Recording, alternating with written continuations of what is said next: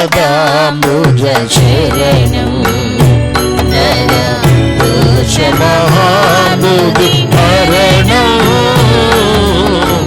యేసు పదాంబుజ శరణం యేసే మార్గము యేసే సాక్ష్యము యేసే జీవము యేసుకు శరణం యేసే మార్గము యేసే సాక్ష్యము యేసే జీవము యేసుకు శరణం యేసు పదాంబుజ శరణం నరదోష మహాబుద్ధి హరణం యేసు పదాంబుజ శరణం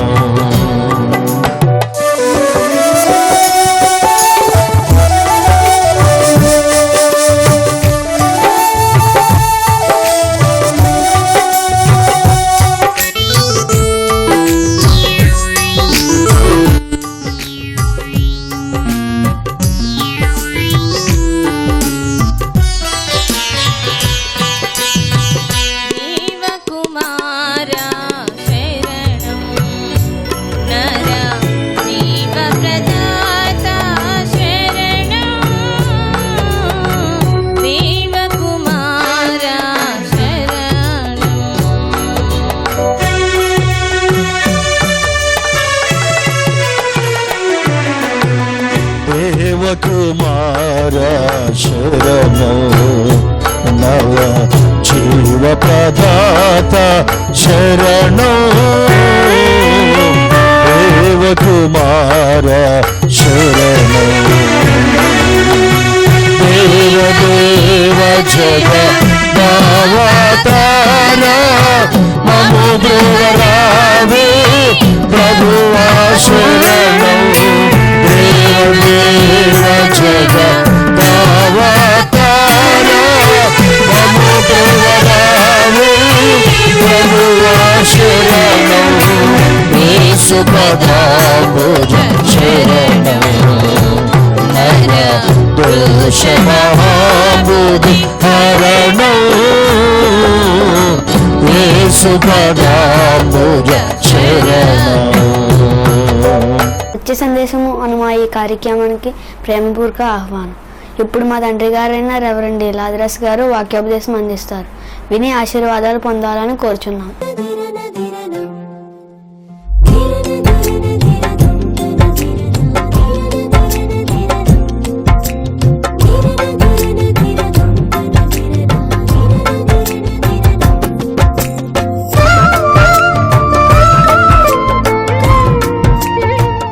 దేవుని పరిశుద్ధమైన నామంలో సత్య సందేశం వీక్షకులకు క్రీస్తు నామాన హృదయపూర్వకమైన వందనాలు చెల్లిస్తున్నాను.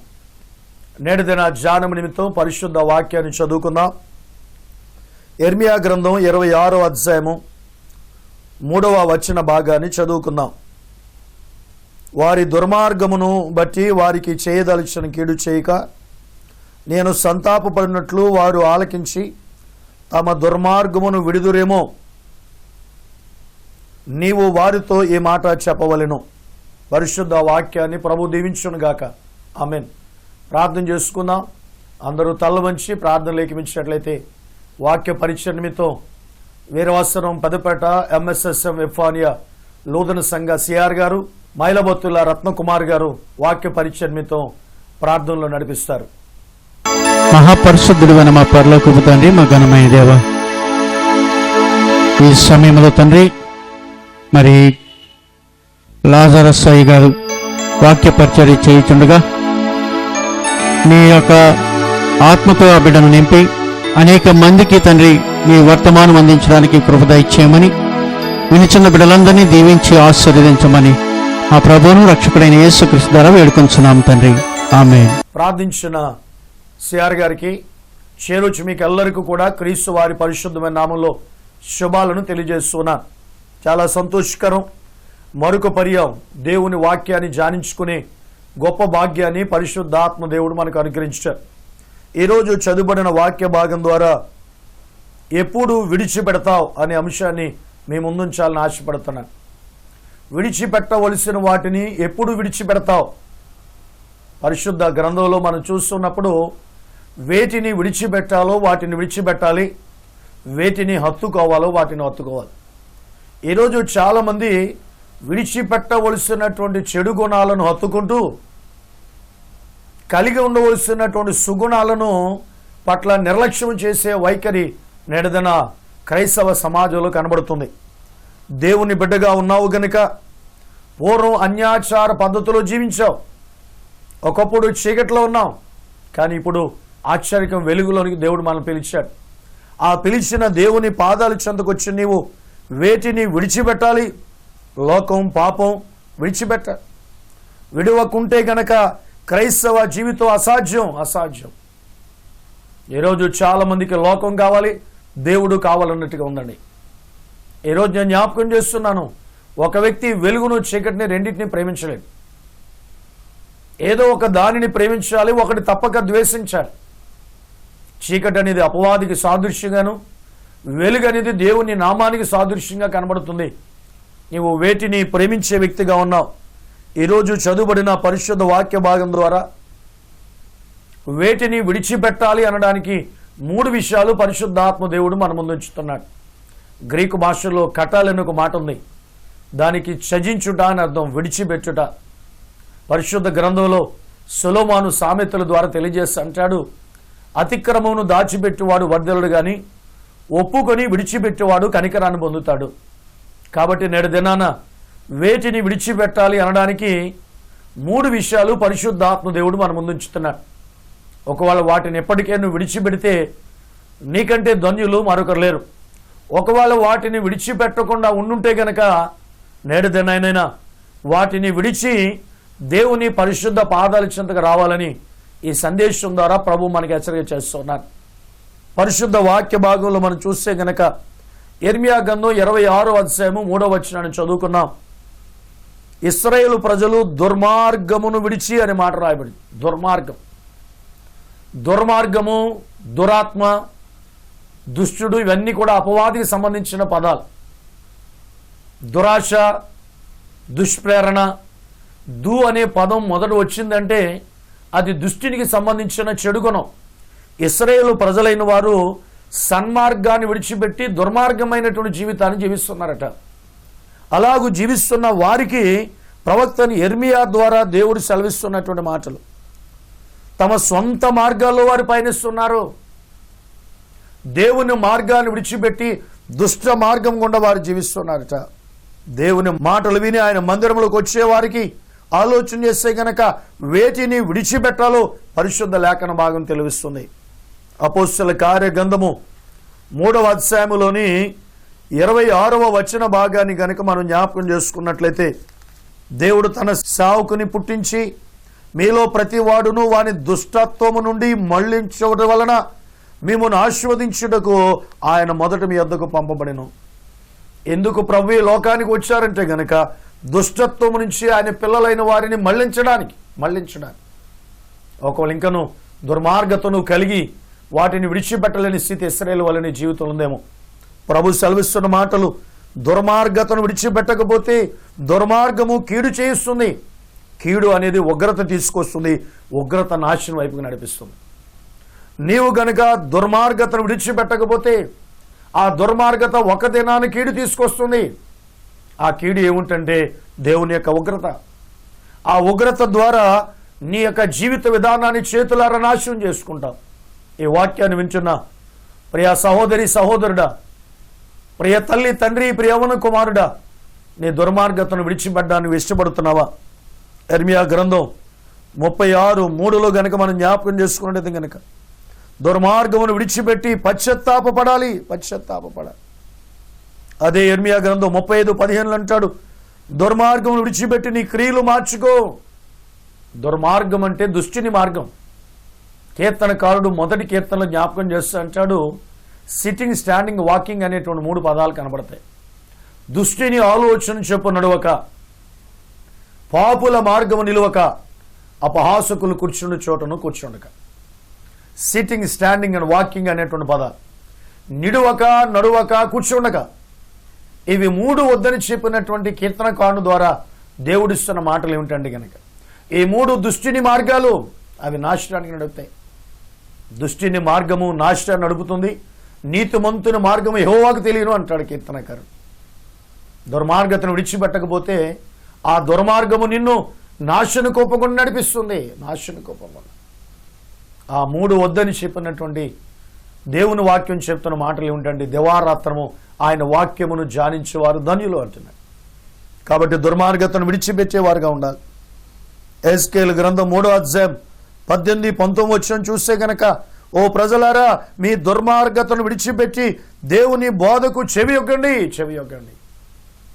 ఈ రోజుల్లో చెడు మాటలు వినడానికి మనుషులు ఇష్టపడుతున్నారట. దాని గురించి భక్తుడు అన్నాడు, దురద చెవులు అన్నాడు పౌలు. దురద చెవులు కలిగి లోకానుసారమైన మాటలు వినడానికి ఇష్టపడే మానవుడు ఆత్మానుసారమైన మాటలు వినడానికి ఇష్టపడలేకపోతున్నాడు. కాబట్టి ఇశ్రాయేలు ప్రజలారా మీ దుర్మార్గాన్ని విడిచి దేవుని మాటలు వినడానికి చెవియొగ్గిడే అంటున్నాడు. ఆయన మాట విని లోపడితే గనక నీవు విడిచిపెడతావు. ఈరోజు చాలామంది ఇటు పాపాన్ని విడిచిపెట్టలేకపోతున్నారు, ఇటు దుర్మార్గతను విడిచిపెట్టలేకపోతున్నారు, ప్రభువును పరిపూర్తిగా కలిగి ఉండలేకపోతున్నారు. వన్ డే క్రైస్తవులు, సండే క్రైస్తవులు అన్నట్టుగా ఒక ఆదివారపు క్రైస్తవులుగానే మనం కనబడుతున్నాం. ఒకవేళ పరీక్ష చేసుకుందాం. ఒక దైవజనుడు జ్ఞాపకం చేస్తూ అన్నారు, సంఘాన్ని గురించి జ్ఞాపకం చేస్తూ, అయ్యా మా సంఘం సండే ఏంజల్స్ అండి అన్నాడు. కేవలం ఆదివారం మాత్రమే దేవదూతలు అయితే మరి మండే టు సాటర్డే పరిస్థితి ఏమిటి? ఆ దైవజనుడు ఇచ్చిన మాట చాలా బాధ కలిగించింది. దైవజనుడి దగ్గర సంఘము, విశ్వాసి మంచి సాక్ష్యాన్ని కలిగి ఉండాలండి. అపోస్తుడైన పౌలు అనేకుల భక్తులను గురించి మంచి సాక్ష్యాన్ని ఇస్తూ ఉంటాడు. నీ సేవకుని వద్ద నీకు సాక్ష్యం లేనప్పుడు దేవుని వద్ద ఎలాంటి సాక్ష్యం పొందుకుంటావు? సండే ఏంజిల్స్ అని చెప్పిన సేవకుడు మండే టు సాటర్డే డెవిల్స్ అన్నాడు. ఆలోచన. ఒక ఆదివారం మాత్రం క్రైస్తవులట, మిగిలిన 6 దినాలు కూడా అపవాది పిల్లలట. ఆదివారం ప్రభు ఇష్టాన్ని జరిగిస్తారు, 6 దినాలు అపవాది ఇష్టాన్ని జరిగిస్తారు. నీ దుర్మార్గతను విడిచిపెట్టడానికి నువ్వు ఇష్టపడుతున్నావా? పరిశుద్ధ లేఖన భాగంలో మనం చూస్తున్నాం దేవుని బిడ్డ, దుర్మార్గాన్ని విడిచిపెట్టలేని సొదొమ గొమొర్రా ఏమైపోయింది? దుర్మార్గతను విడిచిపెట్టలేని ఇశ్రాయేలు ప్రజలు దాస్యానికి వెళ్ళారు. యెర్మీయా గ్రంథంలో పదే మనం చూస్తున్న మాట, మీ మార్గములో మీ క్రియలు చక్కదిద్దుకోండి, దుర్మార్గతను విడిచిపెట్టండి. నేడు దినాన ఎప్పుడు విడిచిపెడతావనే అంశాన్ని మనం ధ్యానిస్తున్నాం. అయితే వేటిని విడిచిపెట్టాలి? మొదటిగా దుర్మార్గాన్ని విడిచిపెట్టాలి. దుర్మార్గమును విడిచి సన్మార్గంలోనికి రావాలి. నేనే మార్గమును, సత్యమును, జీవనని ప్రభు వారు చెప్తున్నారు. క్రైస్తవం అనేది మతం కాదండి, అది మార్గం, అది నిత్య జీవానికి నడిపిస్తుంది. కాబట్టి ఇశ్రాయేలు ప్రజలకు హెచ్చరిక చేసిన దేవుడు నేడు ధనానికి తెలియజేస్తున్నాడు, నా కుమారుడు, నా కుమార్తె, నీవు నీ దుర్మార్గతను విడిచిపెట్టి నా ఎద్దకు వస్తావా? రెండోదిగా విడిచిపెట్టవలసిన దాని గురించి మనం జ్ఞాపకం చేసుకుంటే, హెబ్రీయులకు రాసినటువంటి పత్రిక 12వ అధ్యాయం 2వ వచనంలో, సులువుగా చిక్కులు పెట్టు ప్రతి పాపమును విడిచిపెట్టి అంటాడు. పాపం మనిషిని చాలా సులువుగా చిక్కుల్లో పెడద్దండి. అపవాది చిక్కుల్లో పెట్టిన తర్వాత మరలా కనబడ్డవాడు. పాపము చేయించి అపవాది పాప ఫలితాన్ని పొందేటప్పుడు కనబడ్డావు. ఈరోజు నేను జ్ఞాపకం చేస్తున్నాను, ఒకటి దుర్మార్గాన్ని విడిచిపెట్టాలి, రెండవది పాపమును విడిచిపెట్టాలి. పాపము. రోమీయులకు రాసినటువంటి పత్రిక 7వ అధ్యాయం 14-15లో చెప్తూ ఉంటాడు, మీరు పాపమునకు అమ్మబడి ధర్మశాస్త్రము ఏది చేయవద్దని చెప్తుందో అదే చేయడం పాపం, అదే చేయడం. దేవుడైన యెహోవాను నేనని ప్రభువు చెప్తుండగా ఆయనను కాక ఇతర దైవాల వైపు చూడడం పాపం. దేవుని ఆజ్ఞను అతిక్రమించడం పాపం. పాప ఫలితం ఏమిటో పరిశుద్ధ వాక్యం చెప్తుంది, మరణం. పాపానికి కూడా ఒక జీతం ఉందంటే, ఫలితం ఉందట. ఆ ఫలితం ఏమిటంటే మరణం. పాపాన్ని నువ్వు విడిచిపెట్టకపోతే కనుక ఆ పాపము నిన్ను నిత్య నరకానికి నడిపిస్తుంది. ఈరోజు పరిశుద్ధ వాక్య భాగంలో మనం చూస్తున్నాం. సమూయేలు గ్రంథం 1వ అధ్యాయం 7వ వచనంలో ఒక మాటను మనం జ్ఞాపకం చేసుకుంటే గనక, ఇశ్రాయేలు ప్రజలైనటువంటి వారు తమ దుర్మార్గత విషయంలో దేవుని పరిశుద్ధ పాదాల చెంతకు వచ్చి తమ పాపములు ఎలాగూ వారు ఒప్పుకొని విడిచిపెట్టారు అనే విషయాన్ని పరిశుద్ధ వాక్య భాగం ద్వారా మనం చూస్తున్నాం. సమూయేలు 1వ గ్రంథం 7వ అధ్యాయం 6వ వచనాన్ని మనం జ్ఞాపకం చేసుకున్నట్టయితే కనుక, వారు మిస్పాలో కొడుకుని నీళ్లు చేది యెహోవా సన్నిధిని కుమ్మరించి ఆ దినము ఉపవాసం ఉండి యెహోవా దృష్టికి మేము పాపాత్ములమని ఒప్పుకొనిరి. నువ్వు కప్పుకుంటున్నావా, ఒప్పుకుంటున్నావా? ఈరోజు చేసేటప్పుడు పాపము చేయడానికి మనవుడు సిగ్గుపడట్లేదండి, దాన్ని ఒప్పుకోవాల్సి వచ్చినప్పుడు సిగ్గుపడుతున్నాడు. పరిశుద్ధ గ్రంథంలో పాపాన్ని గనుక కప్పుకుంటే ఆ పాప ఫలితం అనేటువంటి నరకాన్ని నువ్వు అనుభవించవలసి ఉంటుంది. సులువుగా చిక్కులు పెట్టు ప్రతి పాప భారం విడిచిపెట్టి. రోమలకు రాసిన పత్రిక 6వ అధ్యాయం 6వ వచనంలో పౌలు చెప్తాడు, మీరు పాపానికి దాసులు కాకుండా, మీరు పాపమునకు ఆలోచన చేస్తే గనక దాసులు కాక దేవునికి దాసులుగా ఉండాలని. నిజమే, ఆయన మనకు యజమానిగా ఉన్నాడు. పాపానికి దాసులుగా ఉంటే నీ యజమాని ఎవరంటే అపవాది. నీవు దేవునికి దాసునిగా ఉండాలి. పరిశుద్ధ వాక్య భాగంలో ప్రభువారు చెప్తుంటారు ఇశ్రాయేలుకి వచ్చి, నువ్వు నా దాసుడు. నిజమే దేవుని బిడ్డలారా, మనం యజమానులు, దేవుడు మనకి యజమాని. ఆయన దాసులమైన మనము పాపమును విడిచిపెట్టి ప్రభువును హత్తుకునేవారుగా ఉండాలని పరిశుద్ధ లేఖన భాగం సెలవిస్తుంది. ఇదే మాటలు ఎఫెసీయులకు రాసిన పత్రిక 4వ అధ్యాయం 31వ వచనం చూస్తే కనుక పాప క్రియలు విడిచిపెట్టాలి. ఎంతకాలం పేతురు భక్త కోటి జ్ఞాపకం చేస్తూ ఉంటాడు, లోక సంబంధమైన జీవితాన్ని జీవిస్తూ ప్రభు యొక్క ఇష్టాన్ని జరిగించగా స్వచిత్తాన్ని జరిగించుకున్నటువంటి గతించిన కాలమే చాలు. పేతురు రాసినటువంటి మొదటి పత్రిక 4వ అధ్యాయము 3వ వచనాన్ని చూస్తే కనుక మనము పోకిరి చేష్టలు, దురాశలు, మద్యపానము, అల్లరితో కూడిన ఆటపాటలు, త్రాగుబోతులు, విందులు, చేదగిన విగ్రహ పూజలు మొదలైన వాటి నుంచి నడుచుకొనుచు అన్యుల ఇష్టానికి జరిగించుటకు గతించిన కాలమే చాలు. ఇంకెంతకాలం పాప జీవితం? అన్యుల విధి విధానాలు, పోకిరి చేష్టలు, త్రాగుబోతుల విందులు, ఎంతకాలం దేవుని నామానికి అవమానం కలిగించే కార్యాలు. ఆదివారం క్రైస్తవులుగా 6 దినాలు కూడా అన్యులుగా జీవించే పరిస్థితి. యాకోబు రాసినటువంటి పత్రికలోని మాటలు మనం జ్ఞాపకం చేసుకున్నట్టయితే గనక మొదటి అధ్యాయము 21వ వచన భాగాన్ని చదివితే గనక, అందుచేత కల్మసమును విర్రవీగుచున్న దుష్టత్వమును మాని లోపల నాటబడి మీ ఆత్మలను రక్షించకు శక్తిగల వాక్యమును సాత్వికముతో అంగీకరించుడి. వాక్యాన్ని అంగీకరించండి. పాపమును విడిచిపెట్టి వాక్యమును అంగీకరించగలిగిన వారిగా మన జీవితాలు ఉండడం దీవెనకరమని పరిశుద్ధ వాక్యం చెప్తుంది. ఇదే మాటలు యోహాను రాసిన మొదటి పత్రిక 3వ అధ్యాయం 8-9 వచనాలు మనం చదువుకున్నట్లయితే, ఎందుకు పాపాన్ని విడిచిపెట్టాలంటే గనక దేవుని సంబంధి పాపమునకు ఆలోచన చేస్తే దూరంగా ఉంటాడు. దేవుని సంబంధి పాపాన్ని విడిచిపెట్టేవాడుగా ఉంటాడు. నువ్వు దేవుని సంబంధం అని చెప్పుకొని పాపాన్ని విడిచిపెట్టలేని వానిగా ఉంటే దేవుని ఆశీర్వాదం నువ్వు పొందలేవు. ఎప్పుడు విడిచిపెడతావు? ఎంతకాలం పాపాన్ని అత్తుకుంటావు? ఏదో బయటికి వాళ్ళు వచ్చిన తర్వాత ఒక షర్ట్ తీసి హ్యాంగర్కి తగిలించినట్టుగా కొంతమంది కొన్ని పాపాలు పక్కన పెట్టి సన్నిధికి వెళ్ళి వచ్చిన తర్వాత మీరలా ఆ పాపమును కొనసాగించేవారుగా ఉంటున్నారు. నీ దుర్మార్గతను విడిచిపెట్టాలని ప్రభువు చెప్తున్నాడు. రెండవదిగా పాపమును విడిచిపెట్టాలి. దేవుని సంబంధి పాపము చేయడు. మొదటి యోహాను పత్రికలోని మొదటి అధ్యాయం 9వ వచనంలో చూస్తే గనక పాపమును ఒప్పుకొని విడిచిపెడితే ఆయన క్షమించి పవిత్రులుగా చేస్తాడు. ఈరోజు దేవుడు కావాలి, లోకం కావాలన్నట్టుగా ఉంది. ఎవరితో నీ స్నేహం? దేవునితో స్నేహం చేసి లోకాన్ని విసిపెట్టాలండి. ఈరోజు నేను జ్ఞాపకం చేస్తున్నాను, ఒక ప్రాంతాన్ని నుంచి మరొక ప్రాంతానికి మనం చేరుకోవాలంటే ఈ ప్రాంతానికి దూరం అయితేనే ఆ ప్రాంతం చేరుకోగలమండి. ఈ ప్రాంతాన్ని విడిచిపెట్టకుండా గమ్యం చేరడం అనేది కష్టతరం. లోకాన్ని విడిచిపెడితేనే నీవు దేవుని యొద్దకు రాగలవు. కాబట్టి లోక సంబంధమైన పాప జీవితాన్ని విడిచిపెట్టడాన్ని ఇష్టపడుతున్నావా?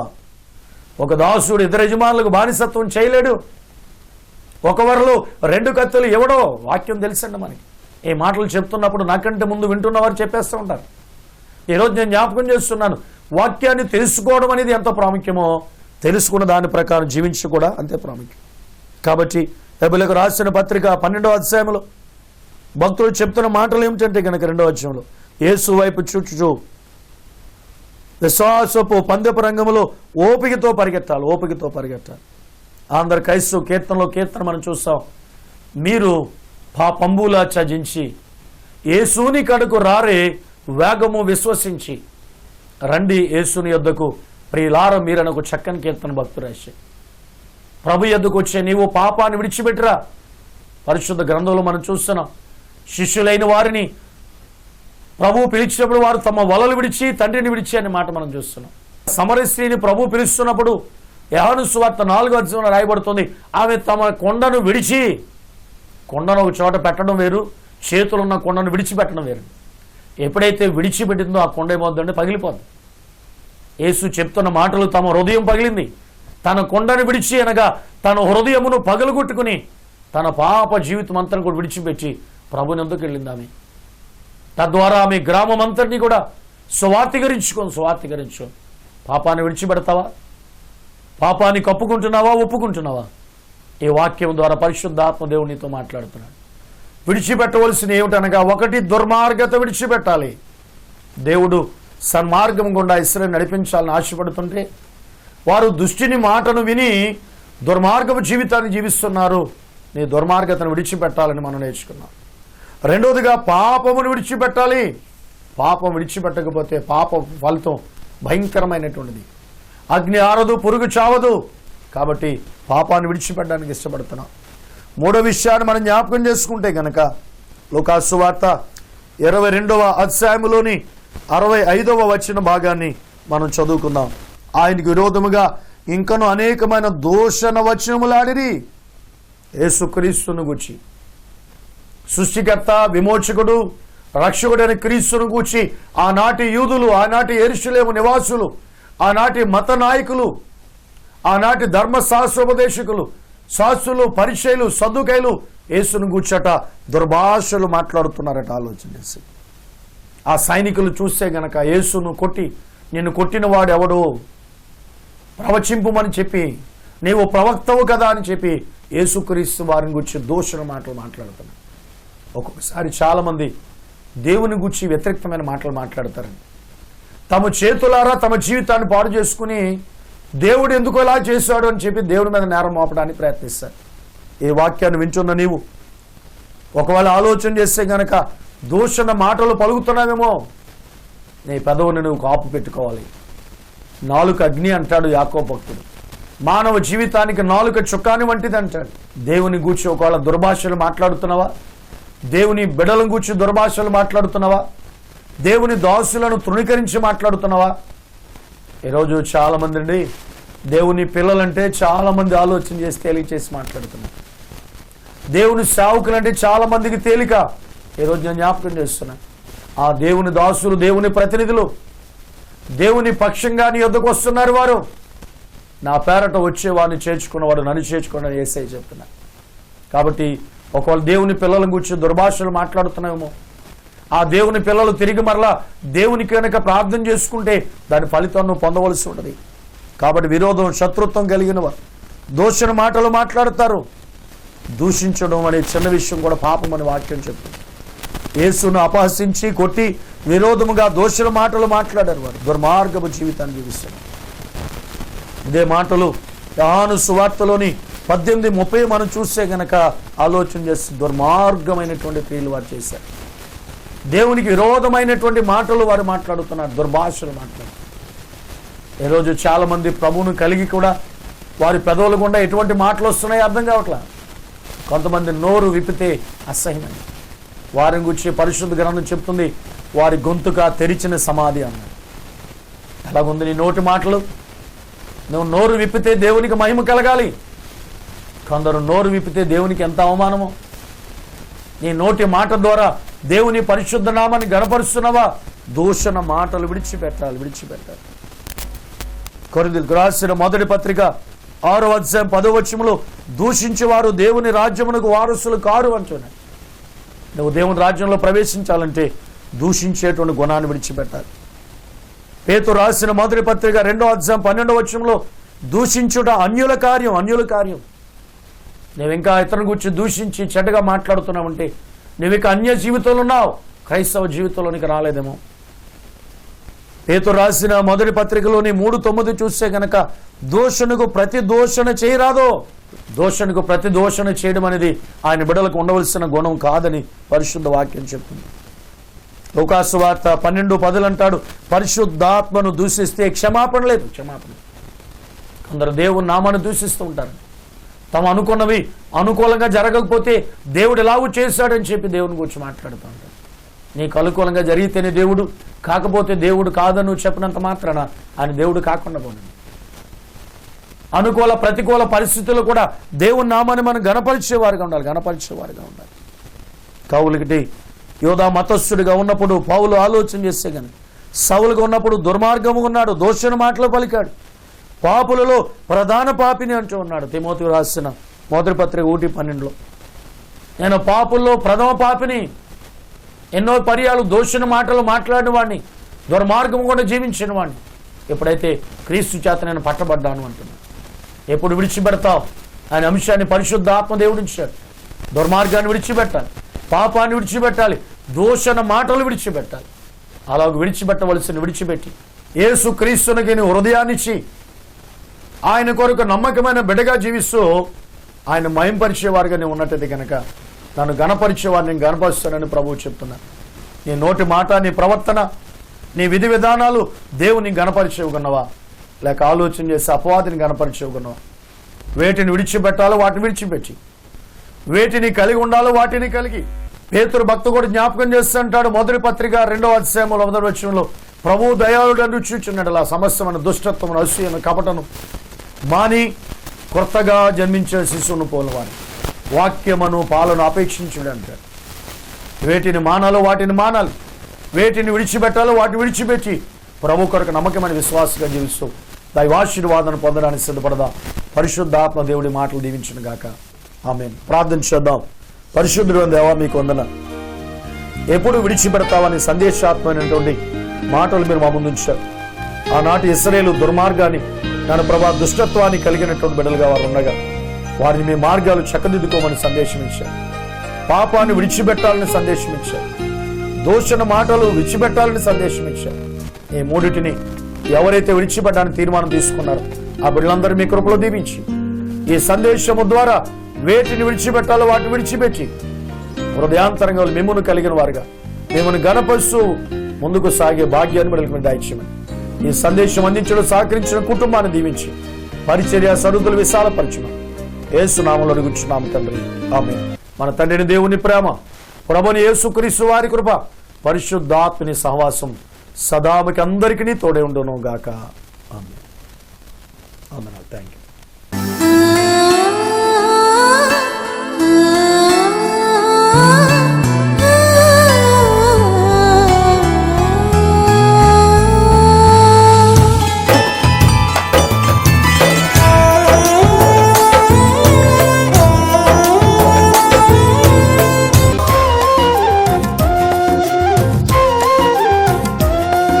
రెవరెండ్ లాజరస్ గారు, ఏఎల్సి ఫాస్టర్, వీరవస్త్రం ప్యారిష్, పశ్చిమ గోదావరి జిల్లా, ఆంధ్రప్రదేశ్.